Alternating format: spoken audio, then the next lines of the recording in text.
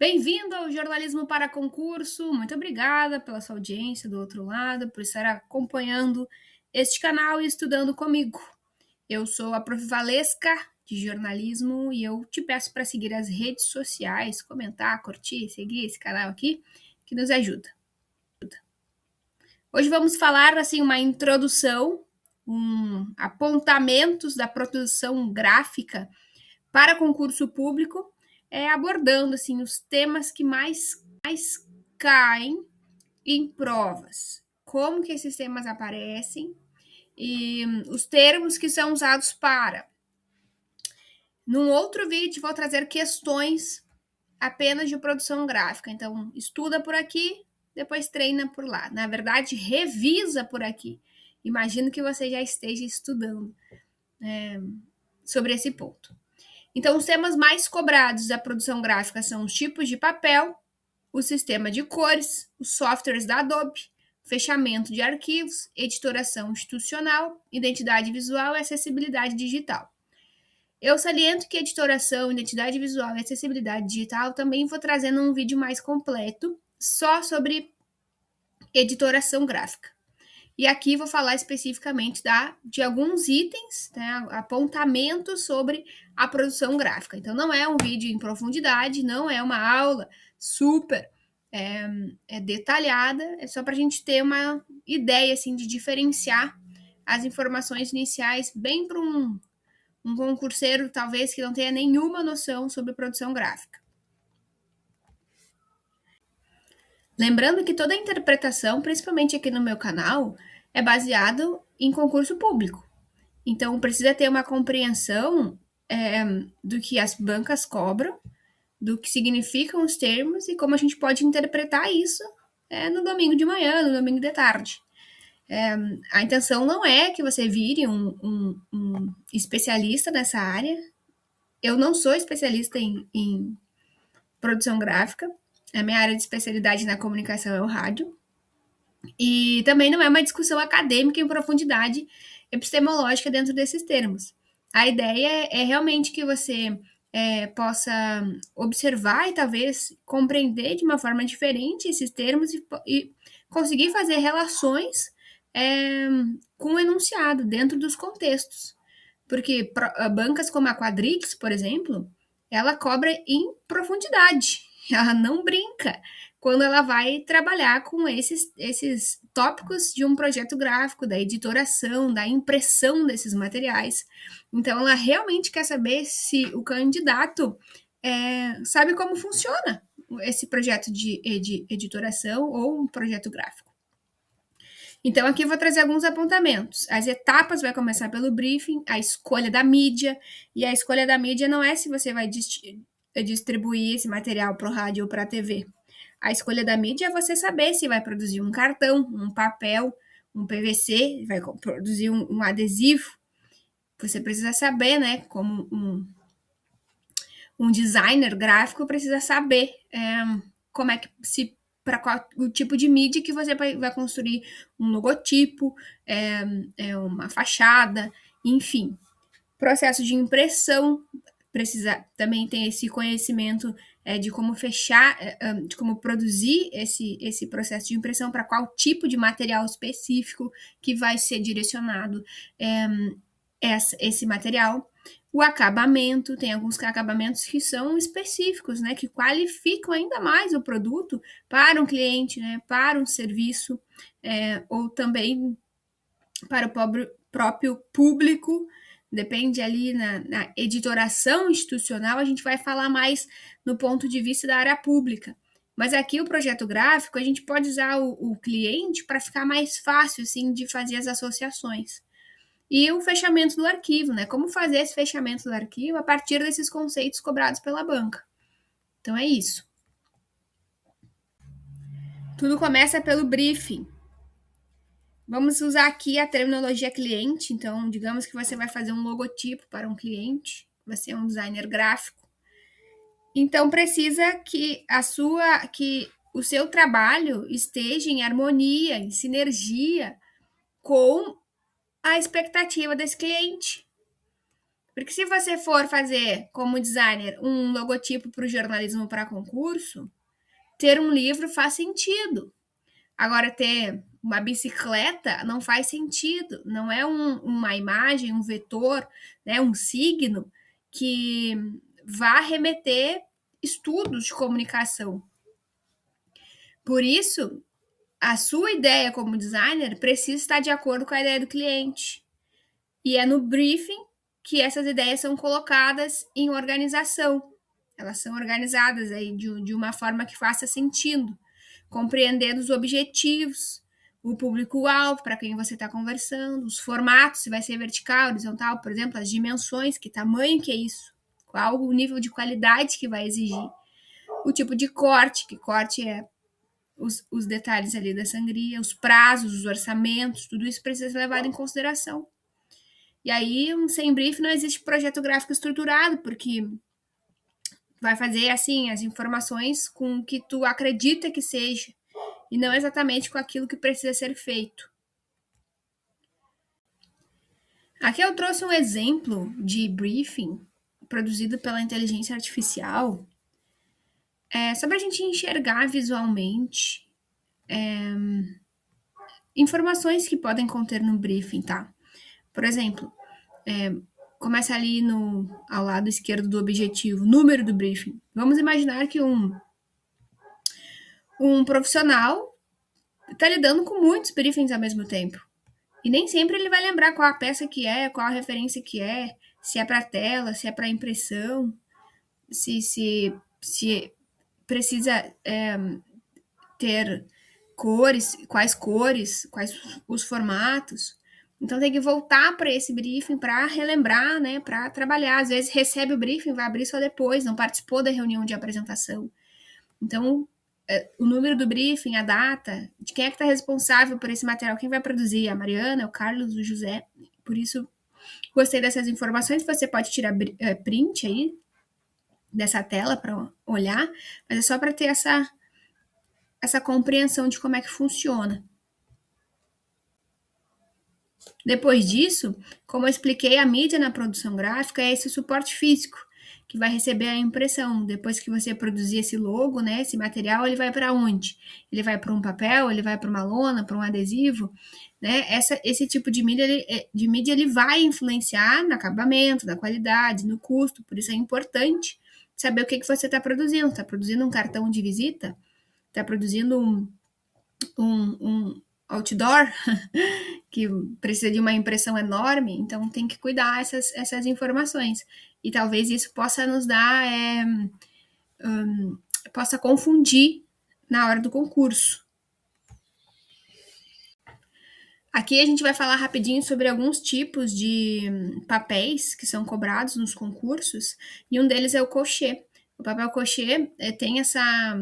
Quando falar em qualidade, quando falar em excelência, quando falar assim, ó, superfície, revestimento especial, usar esses termos positivos, superlativos, tá falando do papel cochê, tá? Ele é disponível em fosco e brilhante, e as aplicações podem ser em folders, em revistas, em cartões de visita, em capas de fotografia, de livros de fotografia, depende. Então, quando usar esses adjetivos positivos, está se falando do papel cochê. Depois é o jornal fácil, o jornal acredito que seja um dos mais fáceis, e não cai tanto do papel cochê e cai mais. Que aí ele é fino, ele é áspero, ele tem baixa resistência, a gente sabe que o jornal ele molha rápido, né? Ele é muito fininho, então não tem como ele ter uma grande resistência para um livro, não tem como.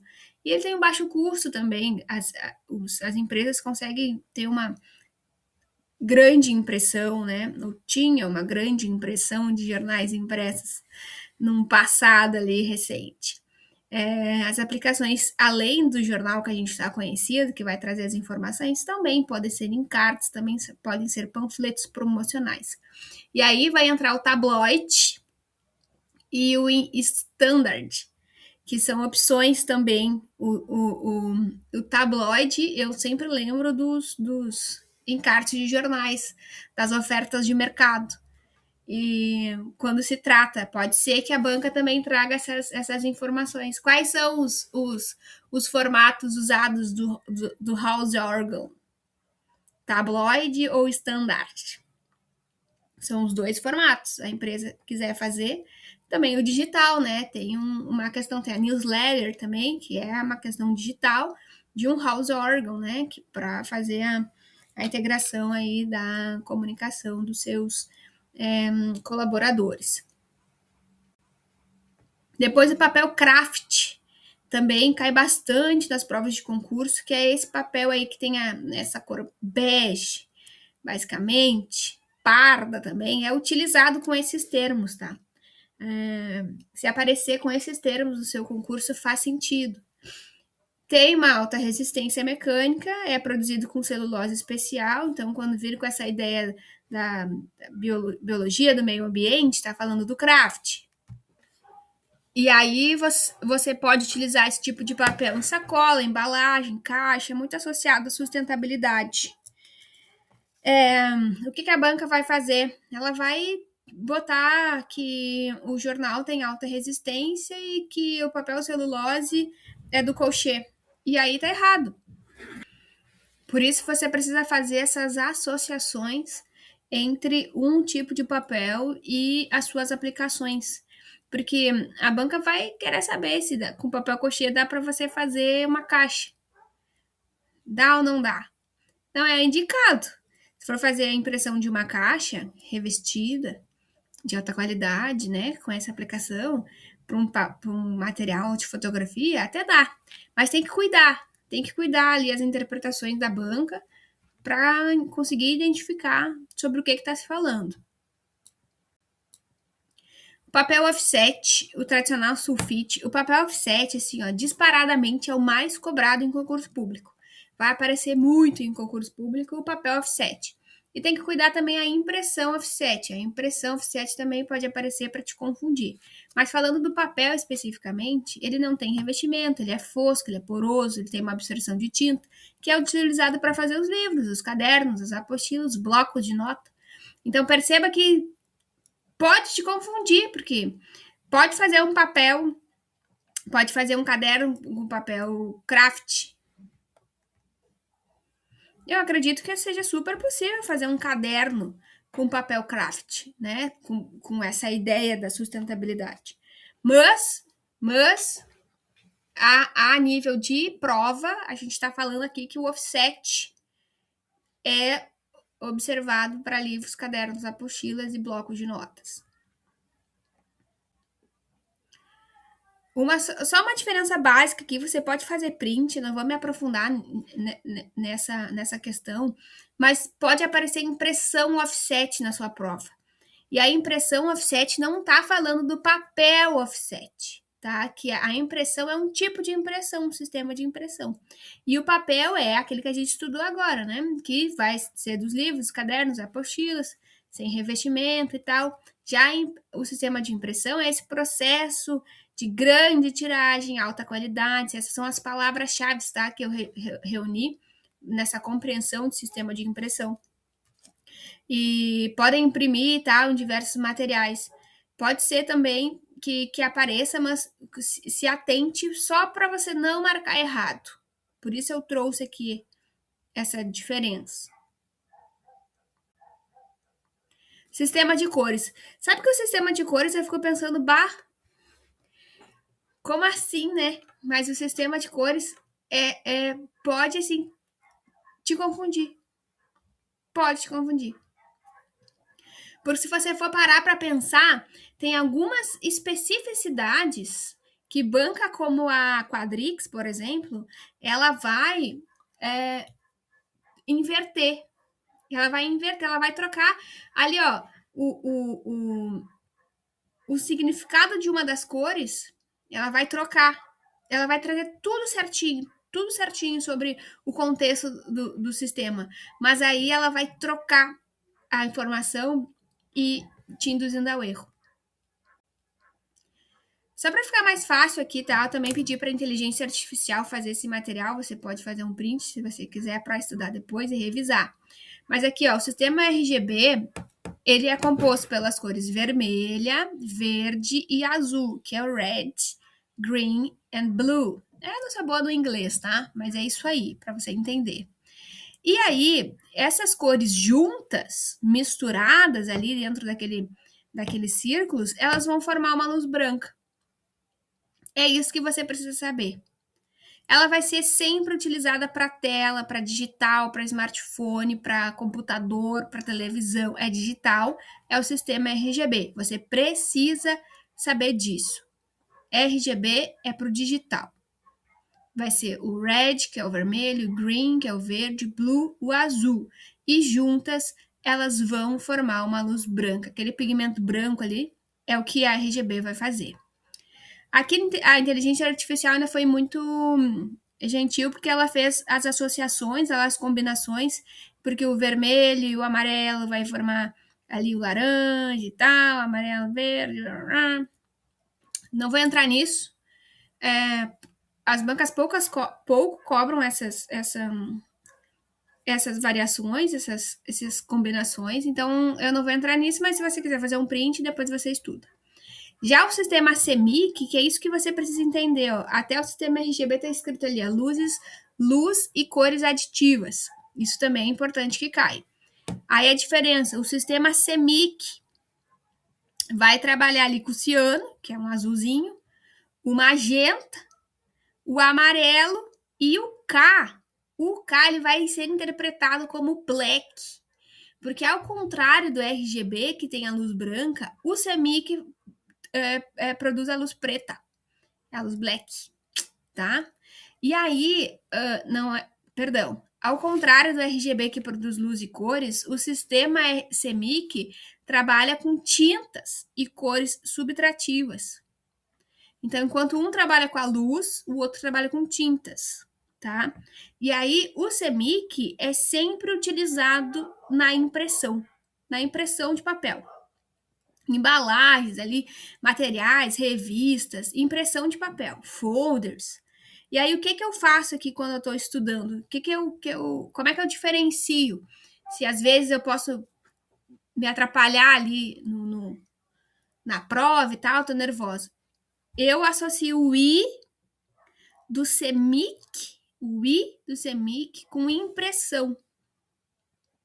Então, se o I do CMYK é impressão, que é esse sistema de tintas e cores são usados para impressão, o RGB é tela, porque sobra o RGB. O RGB só pode ser tela. Se o CMYK é da impressão, o RGB só pode ser das telas. Tá bom? Uma diferença aí que vai, assim, salvar a sua pele num concurso público. Pega lá, estuda a produção gráfica da Quadrix, da Sebrasp, da FGV, que você vai perceber o que eu estou dizendo. Ferramentas mais cobradas, tá? Pode aparecer em prova. Eu trouxe as ferramentas mais cobradas, mas os softwares eles não aparecem com tanta frequência. O InDesign vai trabalhar com a editoração gráfica, diagramação, a paginação, e ele tem esse logotipo. O Illustrator vai trabalhar com vetores, logotipos também, desenho. O Photoshop, que é o mais famoso, vai trabalhar com imagens. E aí, tratamento de imagens, edição de fotografia, bitmaps também trabalha com imagens. O significado de bitmap é uma matriz de bits que vai se relacionar aos pixels da fotografia. Sabe quando você puxa uma fotografia? Eu vou te mostrar, peraí. Sabe quando você puxa essa imagem verde? Você dá zoom na fotografia e fica esse monte de quadradinho, esses são os pixels.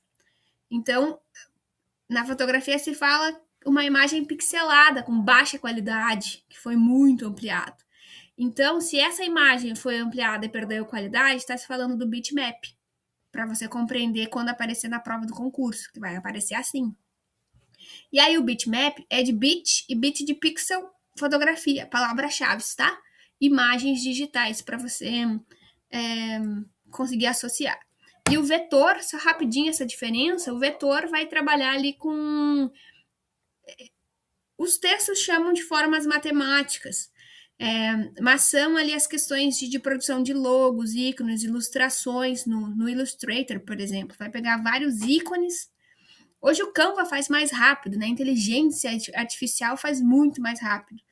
Mas antigamente, quando não existia esses softwares mais antigamente até ontem, né? Quando esses softwares não estavam disponíveis aí, os ilustradores, os fotógrafos, os designers gráficos precisavam pegar todos esses materiais vetorizados e criar uma imagem específica do que queria se falar. Se fosse, por exemplo, criar, sei lá, uma floresta, imagine a quantidade de vetores que precisavam ser baixados e aplicados nesse trabalho. Vamos imaginar que é uma capa de livro e que tem uma floresta. Porque quando você abre um software com um arquivo em branco, limpo. E aí você precisa ir criando. Vai selecionar lá o tamanho da capa, vai buscar uma árvore, desenhar um chão verde e assim vai indo. Por isso eram muitos vetores. O pessoal ainda faz, né? Mas hoje a inteligência artificial e os softwares de diagramação, eles nos ajudam muito a facilitar assim, o andamento, né? Agilizar o processo. Mas para nível de prova é isso que a gente precisa entender. O fechamento de arquivos da pré-impressão, você precisa fazer algumas verificações, tá? Antes de enviar para a gráfica, de enviar para a impressão. Coloquei enviar para a gráfica para a gente imaginar de que um cartão de visita que a gente produziu vai ser imprimido pela gráfica, tá? E aí, o que você precisa fazer? O que o designer precisa fazer? Ele tem que conferir as dimensões, se é o tamanho certo. Tem que conferir as cores, se é CMYK, se é RGB. Tem que conferir as sangrias, que eu trouxe essa imagem aqui, vai ter um outro card sobre isso, mas eu vou trazer, vou explicar, que é o limite de impressão, tá? Limite de impressão. E exportar corretamente. Vai exportar em qual tipo de arquivo? Como é que é a gráfica? Você sabe qual arquivo que a gráfica vai receber? Vou falar que hoje o PDF está super mais comum. Vamos falar sobre isso agora. O PDF é um dos arquivos mais comuns de exportar material para impressão na gráfica. Mas já foi o JPEG. O JPEG que tem eu trouxe essas informações do que significam esses formatos para a gente, quanto mais informação, melhor, tá? Mas é um conjunto de especialistas de fotografias que criaram ali o JPEG, que quer dizer que é a imagem, né? O formato da imagem, exportado pelo Photoshop. O TIFF, que é esse arquivo de imagem com etiquetas, o TIFF significa que é um arquivo de altíssima qualidade. Quando ele vai compensar toda a qualidade desse material, você exporta em TIFF. EPS e SVG são arquivos de vetores que são trabalhados no Illustrator. E aí, antigamente se exportava bastante em EPS para gráfica, mas tem se trabalhado bastante, eu tenho percebido a presença, né, da inserção do PDF nas questões de concurso relacionadas a isso.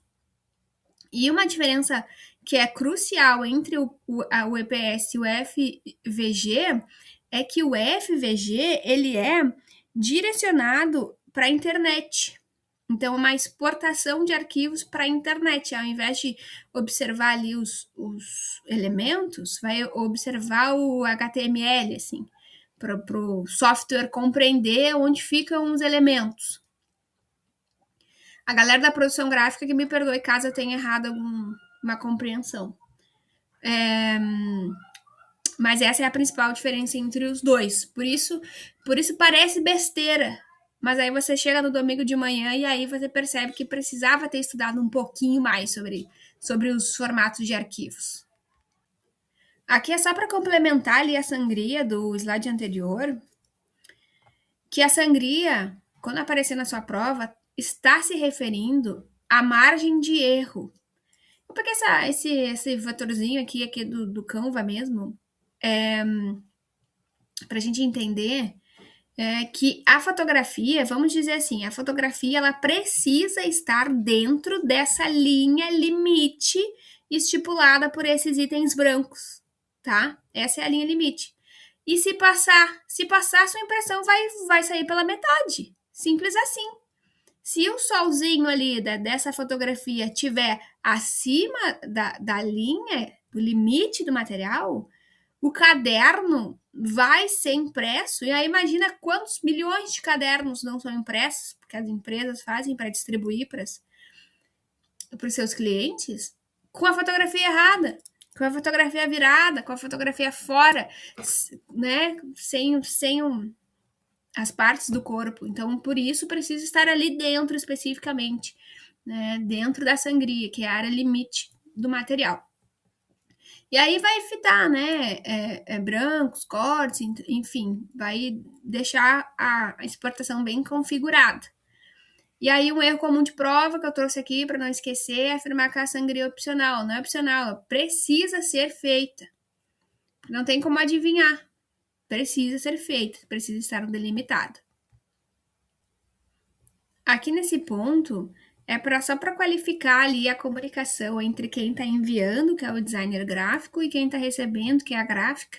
Vamos pensar assim. Aquele material finalizado. Então, incorporar as imagens e não só linkar as imagens e os elementos, se assim for necessário, ajuda muito na questão de receber esse material. Porque aí não se perde imagens, não tem erros, né? Não tem problemas de impressão, facilita o trabalho, não tem ida e volta de material.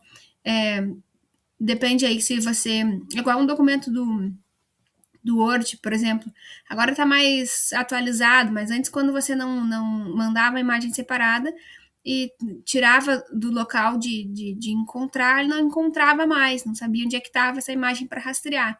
Então, precisa ter esses cuidados também na hora de incorporar as imagens, os vetores, os materiais, quando for mandar para impressão. Por fim, tá? Pegadinhas mais frequentes que vai cair no seu concurso. RGB para impressão, CMYK para web. RGB não é para impressão.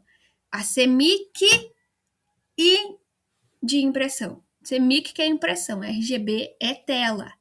É tela. Você entendendo que CMYK é impressão, RGB só pode ser tela, tá? Confundir papel offset com impressão offset. Considerar sangria dispensável. Enviar arquivos linkados. Né? Clica aqui e baixa. Aí chega lá, o link não está funcionando. Não funciona assim. Confundir Illustrator com Photoshop, que um é para vetor, outro é para imagem, um é bitmap, outro é vetor. Ignorar a acessibilidade digital é um ponto importante também, mas é um ponto lá da editoração institucional que a gente vai falar depois, mas também é uma pegadinha frequente em concurso. Resumo final para você fazer um print aí, ó, do processo da sequência de produção gráfica. Vai passar pelo briefing, a escolha da mídia, vai pelo sistema de cores, depois vai passar pelo processo de impressão, acabamento, fechamento do arquivo, enviou, show de bola. Mas antes disso, você precisa saber qual que é o tipo de papel, quais são as cores, em qual software você vai produzir, se você vai fechar em PDF ou qual outro tipo de arquivo, se você deixou dentro da sangria certinho, se você incorporou as imagens, só linkou para um link que não funciona, tá? E institucional a gente vai falar também de manual de identidade visual e área de não interferência, mas numa próxima aula eu coloquei aqui para a gente já ir pensando sobre isso e deixar você curioso, claro, e seguir aqui no canal para acompanhar essa aula que vai ser produzida na sequência. Beleza? Muito obrigada! Obrigada pela sua audiência, estar estudando comigo. Segue nas redes sociais ou só escaneia aqui o QR Code e aí você já vai ser direcionado lá para o Linktree. Aí você escolhe que rede você quer seguir, se você quer participar de um grupo de estudos e ficar por dentro das novidades do canal. Tchau!